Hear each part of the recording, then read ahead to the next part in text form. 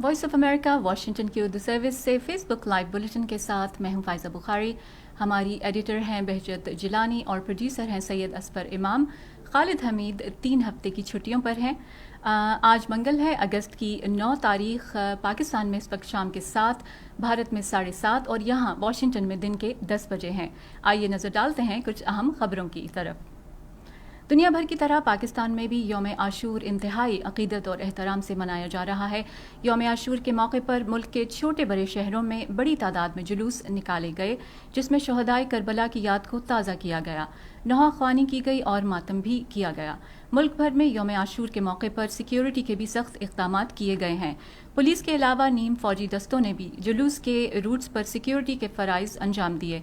मुल्क भर में सिक्योरिटी हाई अलर्ट होने के साथ कई शहरों में हसास मकामात पर मोबाइल फ़ोन सर्विस भी मुअत्तल है, जो जुलूस के इख्तिताम तक मुअत्तल रहेगी। उधर गुज़िश्ता रोज़ शदीद गर्मी के बाइस रोहड़ी में 9 मुहर्रम उल हराम के जुलूस के दौरान घुटन और भगदड़ से कम अज़ कम 6 अज़ादार हलाक और 30 से ज़ायद ज़ख्मी हो गए थे। भारत में भी यौम आशूर अक़ीदत और एहतराम के साथ मनाया जा रहा है और भारतीय वज़ीर आज़म नरेंद्र मोदी ने अपने पैगाम में हज़रत इमाम हुसैन की शहादत को ख़िराज अक़ीदत पेश किया। उन्होंने एक ट्वीट में कहा कि आज का दिन हज़रत इमाम हुसैन अलैहिस्सलाम की क़ुरबानियों को याद करने का दिन है। उन्हें सच्चाई के साथ उनकी गैर मुतज़लज़ल वाबस्तगी और नाइंसाफ़ी के ख़िलाफ़ जिद्दोजहद के लिए याद किया जाता है। भारत के दीगर सियासतदानों ने भी हज़रत इमाम हुसैन की क़ुरबानी को याद किया और उन्हें ख़िराज अक़ीदत पेश किया। उधर भारत के ज़ेर इंतज़ाम कश्मीर के दारुल हुकूमत श्रीनगर में मंगल को यौम आशूर पर रवायती रास्तों से जुलजना का जुलूस निकालने पर एक बार फिर पाबंदी लगा दी गई। तहम श्रीनगर समेत मुस्लिम अक्सरियती वादी कश्मीर और जम्मू खित्ते के उन इलाकों में जहां शिया मुसलमान अक्सरियत में आबाद हैं, मंगल को ताज़िये निकाले जा रहे हैं और जुलूस का एहतमाम भी किया जा रहा है। अहदेदारों का कहना है कि इन मातमी जुलूसों में लाखों की तादाद में लोग शरीक हुए हैं और ताहाल कहीं से भी कोई खुशगवार वाक़या पेश नहीं आया। पाकिस्तान में फ़ौज के शोबाए ताल्लुकात आमा ने अफ़ग़ानिस्तान से मुल्हिका शुमाली वज़ीरिस्तान के कस्बे मीर अली में सिक्योरिटी फोर्सेस की गाड़ी पर खुदकुश हमले की तस्दीक करते हुए बताया है कि इस वाक़े में 4 एहलकार हलाक और मुतअद्दिद ज़ख्मी हुए हैं। ज़ख्मियों में आम लोग भी शामिल हैं। उधर खैबर पख्तूनख्वा की वादी सबात की तहसील मट्टा में सोमवार के रोज़ नामालूम अस्करियत पसंदों के साथ एक झड़प के बाद यरगमाल बनाए जाने वाले पुलिस अहदेदार और दीगर सिक्योरिटी एहलकारों को एक जरगे के ज़रिए होने वाले मुज़ाकरात के नतीजे में मंगल की सुबह बाजियाब करा लिया गया है। सबात ही में सोमवार की शाम एक अहम सियासी और कारोबारी शख्सियत, जबकि शुमाली वज़ीरिस्तान के मीर अली में एक पुलिस एहलकार को मंगल की सुबह नामालूम अफराद ने गोलियां मारकर हलाक कर दिया है। तशद्दुद के जारी वाक़यात की अभी तक किसी फ़र्द या ग्रुप ने ज़िम्मेदारी कबूल नहीं की है, मगर हुक्काम इसे दहशतगर्दों की कार्रवाइयाँ समझ रहे हैं। तज्ज़ियाकार और सियासी जमातों से मुंसलिक कारकुन तशद्दुद के वाक़यात पर हुकूमती अहदेदारों को उनकी मुसलसल खामोशी पर सख्त तनकीद का निशाना बना रहे हैं। PTI के रहनुमा शहबाज गिल को वफाकी दारुल हुकूमत इस्लामाबाद से गिरफ्तार कर लिया गया है। पाकिस्तान तहरीक इंसाफ के रहनुमाओं ने उनकी गिरफ्तारी की तस्दीक करते हुए बताया कि शहबाज गिल को इस्लामाबाद में इमरान खान की रिहाइशगाह के करीब बनी गला चौक से गिरफ्तार किया गया। शहबाज गिल पर इल्ज़ाम है कि गुज़िश्ता रोज़ उन्होंने निजी टेलीविज़न ARY न्यूज़ पर बात करते हुए पाकिस्तान की फ़ौज के अफसरों और जवानों को आला क़यादत के अहकामात न मानने का कहा, जिसके ज़रिए उन्होंने फ़ौज में बगावत पैदा करने की कोशिश की है। इस सिलसिले में इस्लामाबाद पुलिस ने उन्हें गिरफ्तार करके नामालूम मकाम पर मुंतकिल कर दिया है। पाकिस्तान तहरीक इंसाफ के चेयरमैन इमरान खान ने अपने एक ट्वीट में कहा कि ये गिरफ्तारी नहीं बल्कि अगवा है। क्या जमहूरियत में ऐसे शर्मनाक इक़दामात हो सकते हैं? सियासी वर्कर्स को दुश्मनों की तरह देखा जा रहा है। पाकिस्तान मुस्लिम लीग नून के ख्वाजा साद रफ़ीक ने इस बारे में ट्वीट करते हुए कहा कि उनकी लंबी ज़बानों को लगाम देना और शैतानी दिमागों का इलाज करना होगा। पाकिस्तान में हुकाम ने पीर को एक मरकज़ी TV चैनल ARY न्यूज़ की नशरियात को मुअत्तल कर दिया है। वॉइस ऑफ अमेरिका के अयाज गुल की रिपोर्ट के मुताबिक Pakistan electronic media regulatory authority यानी पेमरा ने निजी केबल ऑपरेटर्स को हुक्म दिया है कि वो ARY न्यूज़ की नशरियात ताहुक्म सानी फौरी तौर पर बंद कर दें। بعد ازاں پیمرا نے ARY کو اظہار وجوہ کا نوٹس بھی بھیجا ہے جس میں غلط، نفرت انگیز اور بغاوت کرنے والا مواد نشر کرنے کا الزام لگایا گیا ہے۔ دوسری جانب ٹی وی چینل، قانونی ماہرین، صحافیوں اور PTI رہنماؤں نے پیمرا کے الزامات کو غیر قانونی قرار دے کر مسترد کر دیا ہے۔ ایمنسٹی انٹرنیشنل نے کابل میں حالیہ حملوں میں 120 افراد کی ہلاکت اور زخمی ہونے کے بعد طالبان پر زور دیا ہے کہ وہ ہزارہ برادری کے تحفظ کے لیے فوری اقدامات کریں۔ افغانستان میں اقلیتی ہزارہ شیعہ برادری پر منظم حملے انسانیت کے خلاف جرائم کے مترادف ہو سکتے ہیں اور اس کی واضح طور پر مذمت کی جانی چاہیے۔ ایمنسٹی انٹرنیشنل نے ایک بیان میں کہا کہ یہ ضروری ہے کہ حملوں کی فوری تحقیقات کی جائیں۔ ادھر دوحہ میں واقع امریکی سفارت خانے نے عاشورہ کے دوران داعش خراسان کے حملوں کی مذمت کی ہے، جس میں کابل میں ہزارہ اور شیعہ اکثریتی علاقوں کو نشانہ بنایا گیا تھا۔ سفارت خانے نے ایک ٹویٹ میں کہا کہ ہم عاشورہ کے دوران داعش خراسان کی جانب سے کیے گئے حملوں کی شدید مذمت کرتے ہیں، جس میں کابل میں ہزارہ اور شیعہ اکثریتی علاقوں کو نشانہ بنایا گیا تھا۔ ہم متاثرین اور ان کے اہل خانہ سے تعزیت کا اظہار کرتے ہیں۔ نمازیوں پر حملہ قابل مذمت ہے۔ افغان عوام کو امن کے ساتھ عبادت کرنے کے قابل ہونا چاہیے۔ طالبان حکومت نے افغانستان میں 6ٹھی جماعت تک لڑکیوں کے اسکول نہ کھولنے کی ایک نئی وجہ بتاتے ہوئے کہا ہے کہ ثقافتی مجبوریوں کی وجہ سے لڑکیوں کے اسکول بند کیے گئے تھے۔ طالبان کے وزیر تعلیم نور اللہ منیر نے صوبہ خوست کے دورے کے دوران کہا کہ لڑکیوں کے اسکولوں کی بندش کی بڑی وجہ ثقافتی پابندیاں ہیں۔ دیہی علاقوں میں لوگ لڑکیوں کی تعلیم کے خلاف نہیں ہیں۔ انہوں نے کہا کہ طالبان حکومت عوام کو اس مسئلے پر قائل کرنے اور 6ٹھی جماعت سے اوپر کی لڑکیوں کے اسکول کھولنے کی راہ ہموار کرنے کی کوشش کر رہی ہے۔ نصاب کا حوالہ دیتے ہوئے انہوں نے کہا کہ اس میں اصلاحات کی ضرورت ہے۔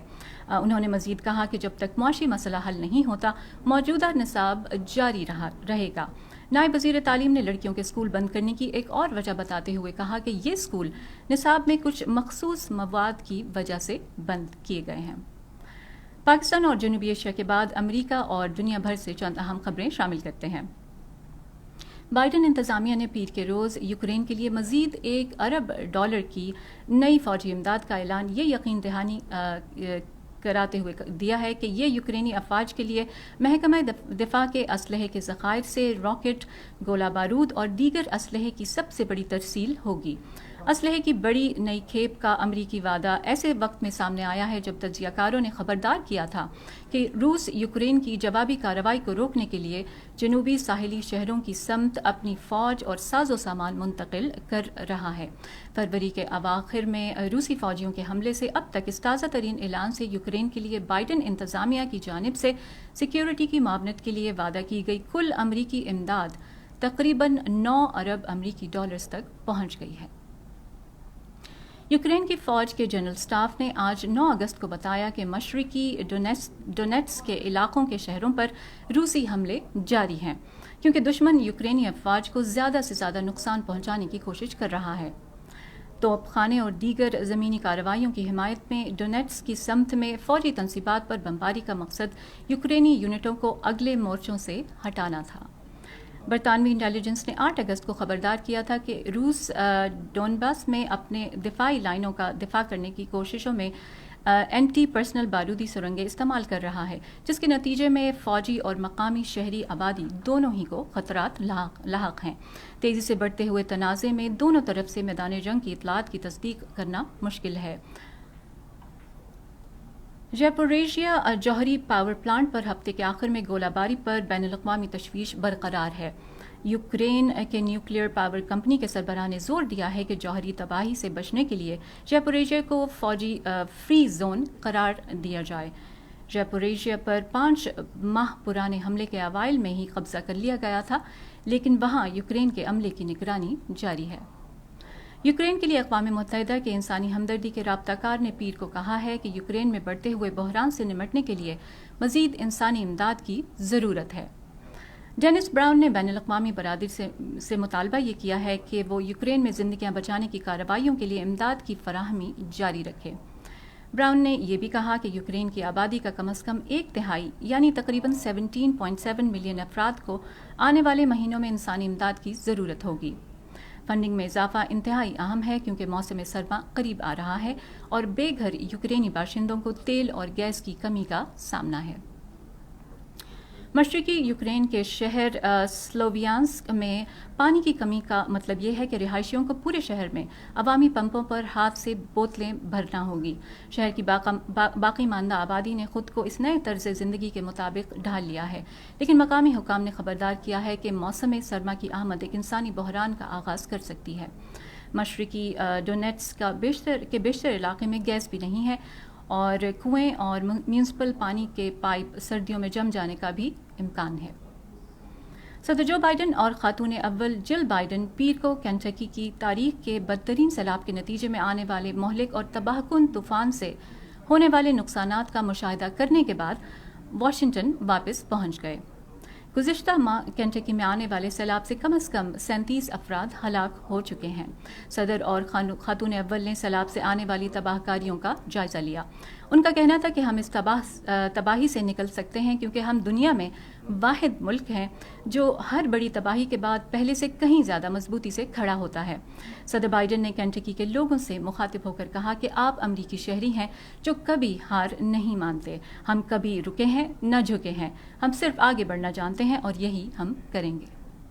امریکہ کے سابق صدر ڈونلڈ ٹرمپ نے کہا ہے کہ فیڈرل بیورو آف انویسٹیگیشن یعنی FBI کے ایجنٹوں نے فلوریڈا کے پام بیچ میں واقع ان کی رہائش کا مار لاگو اسٹیٹ پر چھاپہ مارا ہے۔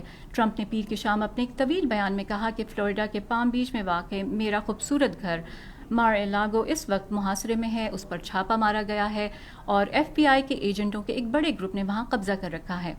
میڈیا رپورٹس کے مطابق سابق صدر کے گھر کی تلاشی لی گئی، تاہم فوری طور پر یہ واضح نہیں ہو سکا کہ تلاشی کے اسباب کیا تھے۔ رپورٹس میں بتایا گیا ہے کہ محکمہ انصاف جنوری 2021 میں ڈونلڈ ٹرمپ کے وائٹ ہاؤس چھوڑنے کے بعد ان کی جانب سے فلوریڈا کی رہائش گاہ پر لے جانے والے ریکارڈ باکس میں موجود خفیہ معلومات کے بارے میں تحقیقات کر رہا ہے۔ فلسطینی وزارت صحت کا کہنا ہے کہ اسرائیلی فوجیوں نے مقبوضہ مغربی کنارے میں نابلس شہر میں گرفتاری کی کارروائی کے دوران فائرنگ کے تبادلے میں 3 فلسطینیوں کو ہلاک کر دیا ہے۔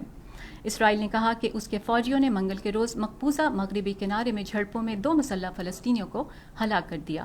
یہ جھڑپ غزہ کی پٹی میں اسرائیل اور فلسطینی اسلامی جہاد عسکری گروپ کے درمیان 3 روز تک جاری رہنے والی لڑائی کے خاتمے کے ایک دن بعد ہوئی ہے۔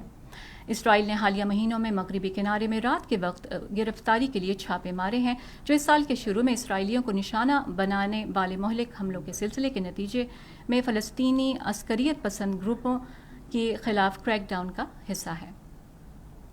قاہرہ کی ثالثی میں اتوار کی شام سے غزہ میں اسرائیل فلسطین جنگ بندی کے بعد پیر کو سلامتی کونسل میں اقوام متحدہ کے سفیروں نے جنگ بندی کے انتظام میں مصر کی کوششوں کی تعریف کی۔ اسرائیل، فلسطین اور مصر کے نمائندوں کے سامنے بات کرتے ہوئے مشرق وسطیٰ کے لیے اقوام متحدہ کے خصوصی کوآرڈینیٹر نے خبردار کیا کہ امن کا یہ وقفہ بہت نازک وقت ہے کیونکہ کسی بھی وقت کی لڑائی کے نتیجے میں سیاسی پیش رفت میں خلل آ سکتا ہے۔ انہوں نے کہا کہ میں اس معاہدے کا خیر مقدم کرتا ہوں اور اقوام متحدہ کے ساتھ جنگ بندی کو یقینی بنانے میں مصر کے اہم کردار کے لیے شکر گزار ہوں اور صورتحال کی سنگینی کو کم کرنے کے لیے قطر، امریکہ، اردن، فلسطینی اتھارٹی اور دیگر ملکوں کی جانب سے فراہم کردہ سپورٹ کے لیے بھی شکر گزار ہوں۔ اس کے علاوہ ہم آخری خبر کھیل کے میدان سے شامل کریں گے۔ انگلینڈ میں منعقد ہونے والے کامن ویلتھ گیم 2022 پیر کو اختتام پذیر ہو گئے ہیں۔ 11 روز تک جاری رہنے والے مقابلوں میں آسٹریلیا سب سے زیادہ تمغوں کے ساتھ پہلے، میزبان انگلینڈ دوسرے اور کینیڈا تیسرے نمبر پر رہا۔ 2 گولڈ میڈل سمیت 8 مجموعی میڈل کے ساتھ کامن ویلتھ گیمز کا اختتام پر پاکستان نے 18ویں پوزیشن حاصل کی ہے، لیکن کامن ویلتھ گیمز میں پاکستان کی یہ گزشتہ 52 سال کی بہترین پرفارمنس ہے۔ یہ تھی اب تک کی چند اہم خبریں۔ میں ہوں فائزہ بخاری، ہمارے ساتھ ہمارے پروڈیوسر تھے سید اصفر امام اور ہماری ایڈیٹر تھیں بہجت جیلانی۔ فائزہ بخاری کو اجازت دیجیے۔